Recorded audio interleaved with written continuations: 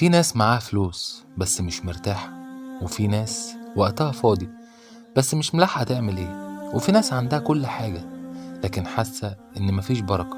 طب يا ترى البركة دي بتروح فين؟ النهاردة هنتكلم عن 5 حاجات ممكن تكون السبب ان البركة بتختفي من حياتك. تعال نشوف.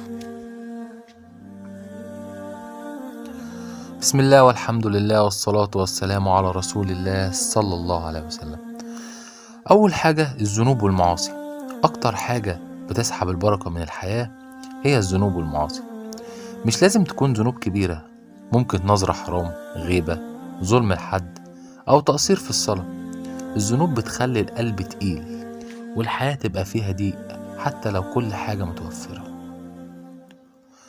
رقم 2 صلة الرحم. ناس كتير قطع أهلها، أخ متخانق مع أخوه، قريب مش بيزور قرايبه. النبي صلى الله عليه وسلم قال: صلة الرحم سبب في البركة وفي العمر وفي الرزق. يعني ببساطة ممكن مكالمة واحدة ترجع البركة لحياتك. رقم 3 تضييع الوقت. الساعات اللي بتضيع الوقت على الموبايل في السوشيال ميديا والفيديوهات وكلام ملوش لازمة، وفجأة تلاقي اليوم بيخلص ومعملتش أي حاجة مفيدة. الوقت ده لو راح عمرك ما بيرجعش.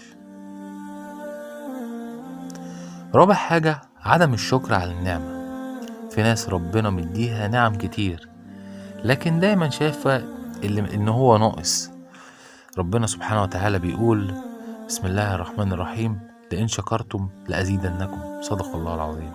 الشكر بيزود النعمة والنكران بيمسح البركة. رقم 5 الظلم. ظلم الزوجة، ظلم الأولاد، ظلم الناس في الشغل، أو ظلم الناس اللي انت شغال معاهم في الفلوس، أو ظلم الناس اللي انت هتشغلهم معاك في الفلوس. الظلم ممكن يفتح عليك الدنيا لكن يقفل البركة تماما، ودعوة المظلوم مفيش بينها وبين ربنا حجاب. في النهاية لو حاسس ان البركة قليلة في حياتك، راجع نفسك في الحاجات دي، في الذنوب، في صلة الرحم، في الوقت، وفي الشكر، وفي الظلم. يمكن واحدة منهم بس لو اتصلحت حياتك كلها تتغير. كان معكم أحمد علاء في برنامج رسالة، والسلام عليكم ورحمة الله وبركاته.